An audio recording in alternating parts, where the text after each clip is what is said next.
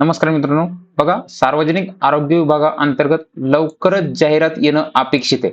बघा, त्यासाठी संपूर्ण जे काही पदं असतील, त्या संपूर्ण पदासाठी तांत्रिक आणि अतांत्रिक घटकाचा नेमका अभ्यासक्रम काय असणार आहे, या बाबतीमध्ये संपूर्ण माहिती या व्हिडिओमध्ये आपण बघणार आहोत. बघा, सर्वात प्रथम तुम्हाला जर एकूण परीक्षेचं स्वरूप जर विचारलं, एकूण तुम्हाला परीक्षेमध्ये 100 क्वेश्चन विचारले जातील. ज्यासाठी तुम्हाला काय 200 गुण असतील. 200 गुणांसाठी तुम्हाला काय इथं 100 क्वेश्चन विचारतील आणि पेपरसाठी वेळ असणार तुम्हाला 2 तास. 2 तासामध्ये तुम्हाला काय करायचंय 100 प्रश्न सोडवायचे आहेत. बघा, परीक्षेचं स्वरूप बघताना आपल्याला लक्षात ठेवायचंय, की तुम्हाला 15 प्रश्न लक्षात घ्या. किती 15 क्वेश्चन तुम्हाला काय असतील मराठीवर असतील. सेम तुम्हाला 15 प्रश्न तुम्हाला इंग्रजीवर असतील. 15 प्रश्न तुम्हाला काय असतील जे काही तुमचं सामान्य ज्ञान जी-के जी-एस वर असतील आणि मॅथ रिझनिंग हा जो घटक आहे, या घटकावर तुम्हाला काय 15 प्रश्न या ठिकाणी विचारल्या जातील. म्हणजे किती 30. एका प्रश्नाला 2 मार्क अशा प्रकारे तुम्हाला काय एकूण अतांत्रिकचा जो घटक आहे बघा, नॉन टेकचा जो घटक आहे हा तुम्हाला काय 60 क्वेश्चन लक्षात घ्या. 60 क्वेश्चन म्हणजे काय 120 मार्कांसाठी विचारलं जाईल. किती 120 मार्कांसाठी विचारले जातील. उर्वरित सर्वाधिक जे काही वेटेज असणार आहे तुमचं, तरी तुम्हाला काय असेल तुमचे तांत्रिक घटक बघा, कोणते टेक्निकल सब्जेक्ट जे असतील, संबंधित जी काही तुमची पोस्ट असेल, जे काही पद आहे, या विषयाला अनुसरून तुम्हाला काय 40 प्रश्न 80 गुणासाठी या ठिकाणी विचारले जातील. हे तुम्हाला परीक्षेचं स्वरूप लक्षात ठेवायचंय. मग आता नेमकं यामध्ये कोणकोणते टॉपिक आपण वाचायचे, कोणतं पुस्तक वाचलं पाहिजे? बघा, की तत्पूर्वी आरोग्य सेवक हे जे पद आहे, हे सुद्धा सार्वजनिक आरोग्य विभागाअंतर्गत येणार आहे. त्यानंतर आरोग्य सेविका हे सुद्धा पद आहे. त्यानंतर स्वच्छता निरीक्षक हे सुद्धा याच्यामध्ये भरलं जातं. त्यानंतर जे काही एएनएम, जीएनएम स्टाफ नर्स आहे, बीएससी नर्सिंग वाल्यांसाठी हे सुद्धा पद याच्या अंतर्गत भरलं जातं. त्यानंतर दुसरं एक पद महत्वाचं असणार जे काही औषध निर्माता, फार्मासिस्ट हे जे पद आहे, संपूर्ण जे पदांच्या आपल्या ज्या काही ई-बुक, नोट्स आणि संपूर्ण पदांच्या बॅच आपल्या काय त्रिशा फाउंडेशन ॲपवर सुरू झाले. बॅचविषयी अधिक माहितीसाठी खाली दिलेल्या नंबरवर तुम्ही संपर्क साधून माहिती विचारू शकता. बघा, आता नेमकं मराठी व्याकरण बघा, जे काही 15 प्रश्न 30 गुणांसाठी विचारले जातील. मग या 30 गुणांचे प्रश्न विचारण्यासाठी नेमकं तुम्हाला काय वाचायचंय? बघा, या ठिकाणी तुम्हाला काय काय वाचन करायचंय? ज्यामध्ये पहिला घटक आहे महत्वाचा, की समानार्थी आणि विरुद्धार्थी शब्द. बघा, टीसीएस, आयबीपीएस परीक्षांमध्ये, इतर परीक्षांमध्ये सर्वाधिक विचारला जाणारा महत्वाचा घटक समानार्थी, विरुद्धार्थी शब्द करायचे. त्यानंतर वाक्प्रचार आणि म्हणी, अर्थात त्याचा उपयोग काय कशा प्रकारे आहे. त्यानंतर तुमचं जे काही शब्दसंग्रह, तुमचे जे काही शब्दजन आहे, हे तुम्हाला विचारलं जाईल. त्यानंतर व्याकरणामध्ये असणारा जो काही प्रयोग घटक आहे, त्यानंतर संधी टॉपिक आहे, त्यानंतर काळ, विभक्ती हे करायचंय. त्यानंतर समास आणि अलंकार जे लक्षात घ्या, शब्द अलंकार, श्रेष्ठ अलंकार, दृष्टांत अलंकार, जे काही अलंकार आहे, अलंकार चांगल्या प्रकारे करायचे. त्यानंतर शुद्ध लेखन आणि शब्दसिद्धी हा जो घटक आहे बघा, शुद्ध लेखन आणि शब्दसिद्धी हा घटक चांगल्या प्रकारे अभ्यासाचा आहे. त्यानंतर तुम्हाला काय उतार्यावर तुम्हाला 5 प्रश्न विचारले. उतार्यावर तुम्हाला काय प्रश्न विचारले जातील. मग यासाठी करायच्या तयारीसाठी काय करायचं आपल्याला, एक तर तुम्ही मोरा वाळंबेचं पुस्तक वाचा. लक्षात घ्या, कोणतं? मोरा वाळंबे यांचं एकदा पुस्तक वाचा. किंवा याच्या व्यतिरिक्त दुसरं कोणतं आहे, मोरा वाळंबेचे बाळासाहेब शिंदे यांचं पुस्तक वाचू शकता. त्यानंतर तुम्हाला काय करायचंय, जे काही टीसीएसने जे काही पेपर घेतलेत आतापर्यंत, जे काही टीसीएसने पेपर घेतलेत, ते संपूर्ण टीसीएसचे पीवायक्यू पेपर सोडवायचे आणि हे संपले, तुम्हाला वेळ मिळाला, तुम्हाला एमपीएससीचे सुद्धा काय करायचे प्रश्न सोडून बघायचे. काय करायचे? एमपीएससीचे सुद्धा प्रश्न सोडून बघायचे आहेत. बघा, त्यानंतर दुसरं, हे संपूर्ण पीडीएफ तुम्हाला काय आपलं जे काही त्रिशा फाउंडेशन हे जे ऍप आहे, या ऍपमध्ये तुम्हाला संपूर्ण पेपर प्राप्त होत जातील. त्याच्या व्यतिरिक्त टेलिग्रामवर सुद्धा संपूर्ण प्राप्त होऊन जाईल. क्लिअर? एवढं मराठीसाठी करायचंय. त्यानंतर आरोग्य सेवेचे ई बुक सुद्धा आहे आपलं, इतर संपूर्ण पदासाठी हे सुद्धा तुम्ही इथं घेऊ शकता.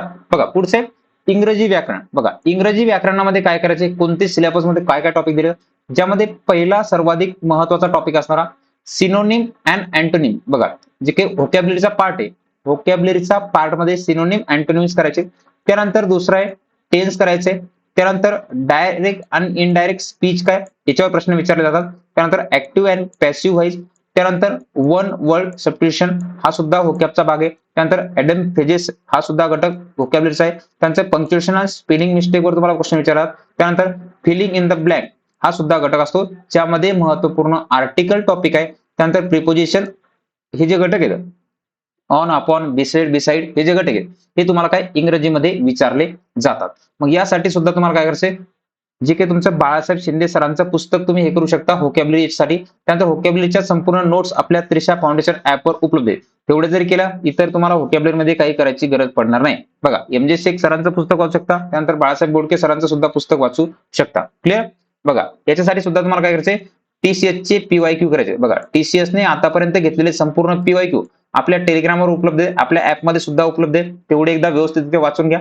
त्यानंतर पुढचा महत्वाचा घटक, जे काही 15 प्रश्न तुम्हाला 30 गुणांसाठी विचारायचे, तो विषय तुमचा सामान्य ज्ञान जीके-जीएस. बऱ्याच जण वाटते की 15 प्रश्न येतं, काय काय वाचायचंय, काय काय करायचंय. बघा, त्यासाठी महाराष्ट्राचा आणि भारताचा इतिहास. बघा, विशेषतः तुम्ही जेव्हा भारताचा इतिहास अभ्यासता त्यावेळेस तुम्हाला महाराष्ट्राचा इतिहास सुद्धा इथं अभ्यासायचा आहे. त्याचबरोबर तुम्हाला महाराष्ट्राचा आणि भारताचा भूगोल हे सुद्धा अभ्यासायचे आहे. त्यानंतर भारतीय संविधान, त्याचबरोबर तुम्हाला काय पंचायत राज हा सुद्धा घटक इथं अभ्यासायचा आहे. चालू घडामोडी लक्षात घ्या, चालू घडामोडी जास्तीत जास्त 7 ते 8 महिन्याच्या तरी तुमच्या, नाही 12 महिन्याचं वाचन झालं तरी 7 ते 8 महिन्याच्या चांगल्या प्रकारे चालू घडामोडी करायच्या. त्यानंतर सामान्य विज्ञान, ज्यावेळी तुम्हाला जीवशास्त्र, रसायनशास्त्र, भौतिकशास्त्र जसं की बायोलॉजी, केमिस्ट्री, फिजिक्स हे विचारले. त्यानंतर स्टॅटिक जीके मध्ये विचारताना पुरस्कार कोणते मिळाले, खेळ आणि चालू योजना आहेत हे सुद्धा घटक तुम्हाला इथं विचारले जातात.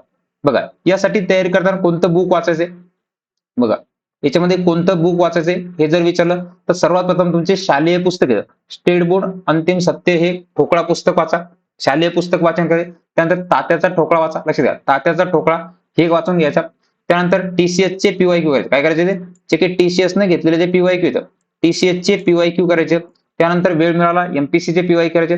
बघा, एवढं तुम्हाला काय केलं, तुम्हाला याच्यामध्ये तुम्हाला आउट ऑफ मार्क मिळून जातील. बघा, एवढ्याच्या संपूर्ण नोट्स आपल्या त्रिशा फाउंडेशन ऍपवर उपलब्ध आहेत. तेवढ्या केलं तरी बाकी कोणतेही पुस्तक वाचायची गरज नाही.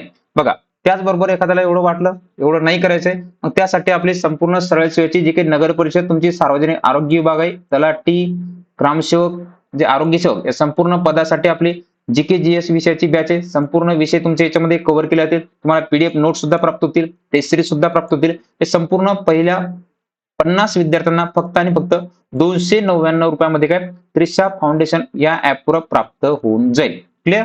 हे झालं तुमचं अतांत्रिकचं. आता पुढचा एक मुद्दा आहे महत्वाचा, की लॉजिकल रिझनिंग म्हणजे मॅथ, गणित बुद्धिमत्तेमध्ये काय करायचंय. बघा, गणित बुद्धिमत्तेमध्ये वारंवार महत्वपूर्ण अभ्यासक्रमामध्ये दिलेले टॉपिक कोणते, जसं की संख्याकमाला आहे, लेटर सी जे काही न्यूमेरिकल, संख्यामाला, अक्षयमाला हा टॉपिक करायचा आहे. नातेसंबंध बुद्धिमत्तेमध्ये नातेसंबंध, दिशा व काळ आहे, काम काळ वेग आहे, यावरचे गणित विचारलं, याची चांगल्या प्रकारे प्रॅक्टिस करायची. त्यानंतर सरासरी आहे, टक्केवारी, नफा तोटा हा घटक चांगल्या प्रकारे करायचा आहे. त्यानंतर वयवारी घटक आहे, त्यानंतर गुणोत्तर प्रमाण हे सुद्धा चांगल्या प्रकारे करायचं आहे, रेशिओ प्रोग्रेशन. त्यानंतर तर्क क्षमता आणि बुद्धिमत्तेवर आधारित जे काही सिलोजिझम जे प्रश्न आहेत, आकृती, व्हेन डायग्राम, हे अशा प्रकारचे प्रश्न हे तुम्हाला काय गणित बुद्धिमत्तेमध्ये विचारले जातील. यासाठी तुम्हाला टीसीएस सचिन ढवळे सरांचं तुम्ही चांगल्या प्रकारे पुस्तक रेफर करा. त्याचबरोबर तुम्हाला टीसीएस चे झालेले संपूर्ण पीवायक्यू पेपर एकदा व्यवस्थित अनालिसिस करा. तुम्हाला त्या ठिकाणी काय जास्तीत जास्त सराव करणं गरजेचं आहे. संपूर्ण सरावासाठी संपूर्ण आतापर्यंत झालेले टीसीएस चे paper A to Z paper तुम्हाला काय आपल्या ऍपवर प्राप्त होऊन जातील. तसे टेलिग्रामवर सुद्धा टाकलेले आहेत. क्लिअर? बघा, आता जे काही तुमचे सार्वजनिक आरोग्य विभागाअंतर्गत किंवा जिल्हा परिषद इतर संपूर्ण पदामध्ये जे काही तांत्रिक विचारले, तांत्रिक तुम्हाला काय या ठिकाणी 40 क्वेश्चन, बघा किती क्वेश्चन, 40 क्वेश्चन माने की 80 मार्क. बघा, 80 मार्कासाठी काय केली तुम्हाला इथं तांत्रिक घटक विचारतील. मग त्या क्षेत्राची बघा काय करते, त्या क्षेत्राची मग तुम्ही ज्या पोस्टचा फॉर्म भरला, ज्या पदासाठी फॉर्म भरलाय, जसं की तुम्ही औषध निर्माता अधिकारी फार्मसिस्टचा फॉर्म भरताय, तर त्या संबंधित तुम्हाला विषयाचा अभ्यास 40 प्रश्न विचारले जातील. प्रयोगशाळा तंत्रज्ञ ज्यामध्ये लॅब टेक्निशियन आहे, ज्यामध्ये मायक्रोबायोलॉजी, पॅथॉलॉजी, इतर संबंधित विषय याच्यावर प्रश्न विचारले. आरोग्य सेवक आहे, सेविका, हेल्थ वर्कर आहे, मानवी शरीरशास्त्र आहे, जसं की लसीकरण आहे, विविध रोग आहे, प्राथमिक उपचार, शासनाच्या कोणकोणत्या योजना आहेत, चालू घडामोडीची रिगार्डिंग हे तुम्हाला काय करायचंय. नंतर परिचारिका जे काही स्टाफ नर्स जे पद आहे, स्वच्छता संबंधित नर्सिंगशी संबंधित विषयावर काय आधारित प्रश्न तुम्हाला काय या ठिकाणी विचारले जाते. बघा मित्रांनो, लवकरच सार्वजनिक आरोग्य विभागाची जाहिरात येणं अपेक्षित आहे. लक्षात घ्या, जाहिरात येत्या 1 ते 1.5 महिन्यामध्ये येणं अपेक्षित आहे. जवळपास 5,000 पदांची ही जाहिरात असणार आहे. त्या दृष्टिकोनातून आतापासून अभ्यासाला सुरुवात करा. नियमितपणे काळजी घ्या, नियमितपणे अभ्यास करा.